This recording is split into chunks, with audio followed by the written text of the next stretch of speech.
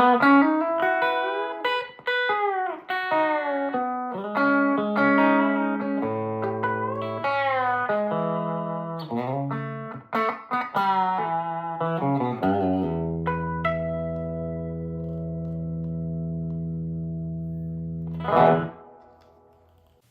hello friends, and welcome to today's episode on Bob Warford, Clarence White, and the second B-Bender Tele. So this is the story of a very significant guitar that was, of course, owned by Clarence and then Bob Warford, and was used on a lot of really big classic, kind of California country rock tunes and albums and such. So we're going to talk about that, talk about the second B-Bender and how Bob Warford and his dad made it by kind of using the original guitar of Clarence's as a template and actually making some improvements upon it. So, hope you enjoy. First, I want to thank my sponsor, TrueFire. TrueFire is the finest online lesson system that you can find. They have hundreds of artists that are, of course, teaching their styles, and you have, on many of them, you have the ability to see the tablature go by as the playing is happening in real time. You can slow it down. It's a wonderful system, and I'm proud to be partnering with TrueFire. All right, let's dive in. So first, a little bit about Clarence, if you're not aware of Clarence White. So Clarence White was, of course, a bluegrass guitarist who moved out to California with his kind of the Kentucky Colonels, also known at times as the White Brothers. And they came out during the folk boom of the early 1960s. The 1964, with the onslaught of the Beatle and the British invasion, the folk boom busted, and many kind of disbanded, or some changed to electric instruments, kind of like the Byrds did and others. So Clarence picked up the Telecaster and was very inspired by James Burton. And he began kind of a dual life of still continuing to play bluegrass acoustic guitar, which he was one of the great innovators on bluegrass acoustic guitar. So there could be a whole episode just on his significance in the world of bluegrass and his huge influence on everyone after him, including, of course, his most known disciple, Tony Rice. I should say the late Tony Rice. But he had just as significant an influence on electric guitar, and kind of under the inspiration of James Burton, he started playing a Telecaster, and again, he was living this dual life of playing acoustic music and also playing electric music. And he had a couple different Telecasters, and he found this white Telecaster that he bought from Simi Mosley of Mosrite fame. And the guitar is right here. And so here you can see Clarence, a young Clarence White in the mid-60s, and he's playing a white Telecaster with a kind of mottled black, dark pickguard. And, what you can't see is that it has a reshaped Stratocaster neck on it.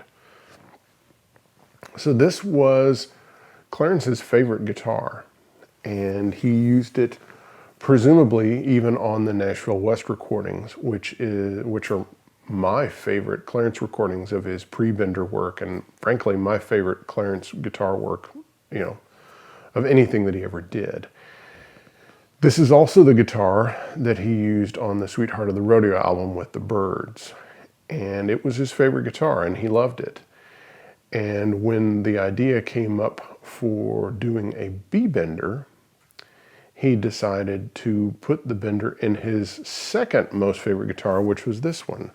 So this is the famous guitar that we now think of as the Clarence White guitar, but it was actually his second favorite. It was not his number one guitar, but it was still a great Telecaster. But after he and Gene Parsons installed the B-Bender on there, they that he decided that that was his new number one, and he wasn't playing the other one anymore. This is where Bob Warford enters the picture. So Bob was, of course, grew up in California, and during the folk boom, he learned how to play banjo. And eventually he ended up playing with the Kentucky Colonels, or the White Brothers, whatever name they were going under at the time. And Clarence, of course, was in the process of really getting into the electric guitar, and he encouraged Bob Warford to also get into the guitar and get into electric guitar playing.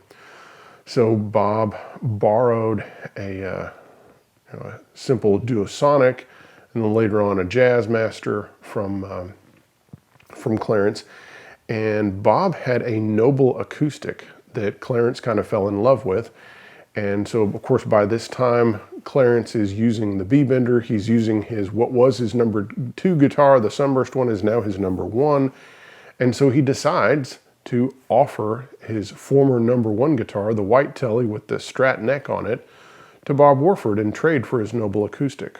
Well, they end up making the trade, and Bob had the White Tele.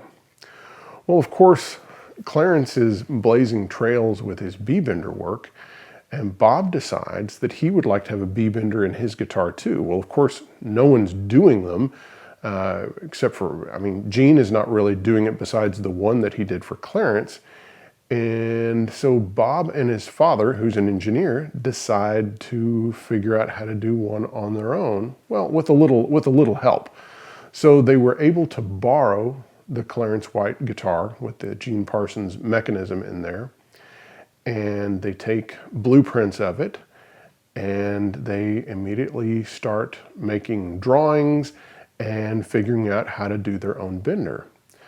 Now, there were a couple of things that they wanted to improve upon. First off is that Gene found that he had a problem with one of the kind of bolts that he ended up having to go all the way through the guitar. So in this picture, you can see on the Clarence White guitar, it has a bolt going all the way up near the Nudie Cohen sticker. And so on theirs, they figured out how to machine or how to design around that so they wouldn't have to have a bolt going all the way through the guitar. And here is a picture of the guitar once they put in the bender mechanism. So first off, they wanted to deal with the issue of the bolt. The second was they wanted to deal with the thickness of the guitar. So of course on Clarence's guitar, that of course Marty Stewart now owns, it is much thicker than a standard Telecaster. Because most of the mechanism is outside of the body. So instead of being inside it, it's outside the body. And so they had to put a shell on the back that was quite thick and made of masonite, kind of like a Dan Electro. So Bob and his father, that was their second kind of issue that they wanted to address with Clarence's guitar when they were going to be putting it in the White Tele. So they were able to shorten the actuator little mechanism from the steel guitar, because the actual mechanism that you see here, it is from a Fender 400 pedal steel that they were able to purchase the parts from Fender.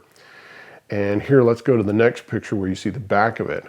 Now here you can see all of the guts and all the glory, and you can see that they have shortened the little actuators to make it to where the body doesn't have to be as thick, because their goal was to have the guitar to be able to fit in a standard Fender case, which they were able to accomplish.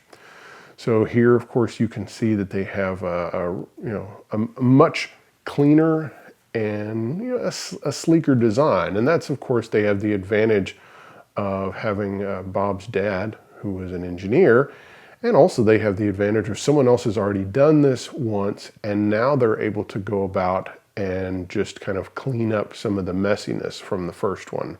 So you can see that it's a much nicer looking mechanism than the original Clarence White guitar. Here in the next shot, you can see how it is still thicker than a regular Telecaster, but it is not so thick that it won't fit in a Fender case. Here's a shot of old Bob with Linda Ronstadt. So I guess we should talk about his playing career at this point. So of course, being a bit of a friend, and I guess you would call him maybe a little bit of a disciple of Clarence White, that Bob was of course learning how to do the B-bender once they put it in his guitar, and Clarence was playing on sessions outside of his work with the Byrds, and of course people wanted to be able to reproduce that sound. So one of the artists that Clarence played with was the Everly Brothers. And of course, Clarence was not able to go out on the road with the Everly Brothers, and so he recommended Bob Warford. And so Bob played with the Everlys. During this time, he was using a super reverb, and he ended up falling in love with Phil Everly. Had a Vibrolux, a blackface Vibrolux reverb, and they ended up swapping amps because each one wanted the others. So Phil wanted a super reverb and Bob wanted a blackface Vibrolux reverb, and so they made the swap. Also during this time, we need to mention Red Rhodes. Red Rhodes, of course, was a famous amp, hot rodder, and pickup winder. And of course, he made velvet hammer pickups for guys like James Burton, Clarence White, and other cats, and also hot rodded amplifiers. So for Bob didn't get a velvet hammer pickup. What he did have Red Rhodes do was to hot rod his Vibrolux. So he had him put a set of JBL D110 speakers, add a master volume, and just in general kind of hot rod the thing to get it a little, with a little, I guess what you'd call a higher idle and such, so that it was a little more dynamic. So equipped with that, and also a Electro Harmonix LPB1 booster, Bob hits the road, of course, originally with the Everly Brothers, and then he begins playing with Linda Ronstadt. And he ends up performing on the Heart Like a Wheel album, which of course was a huge breakthrough record for Linda. That's the album that has When Will I Be Loved and You're No Good, which both feature Andrew Gold playing electric guitar and him soloing. But then it also featured Willin and Dark End of the Street, which featured Bob Warford doing beautiful B-bender solos on both. And those were both done with, of course, his white Tele with the Strat neck on it, the Vibrolux that's been hot rodded already, and the LPB1 booster that he would set to max. And that's how he got the beautiful distorted tone. So he would hit the front end of the amp really hard with the booster, and then he could set the volume however he wanted it with the master volume that was added onto the amp. So during Bob's time with Linda Ronstadt, he became very fatigued of the road. He told me that he remembered being out on the road with Linda, and no one in the band, including Linda, they didn't know where they were. They had been doing so many shows in a row, they had no idea what state they were in, what city they were in. And at that point, Bob decided to get off the road. He also decided to go to law school, and so he began the process. It's funny because he got off the road with Linda, started going to law school, and then he got a call from Emmylou Harris. So of course, Emmylou Harris had put together the Hot Band in 1975 with James Burton playing lead guitar. Well, James had a couple of dates where he was, things were conflicting with Elvis, and of course, James was going to do the Elvis shows because that was his first priority. And so Bob was called to fill in for James. So during the summer of 1975, Bob played some with Emmylou Harris, sometimes on his own and sometimes with James. So, there's shows, of course, where it's just Bob playing with the Hot Band. And then there were shows like in this next photo where you see James and Bob playing side by side. He said they played a lot of nice, fun twin guitars. So after this, Bob continues to play on some sessions.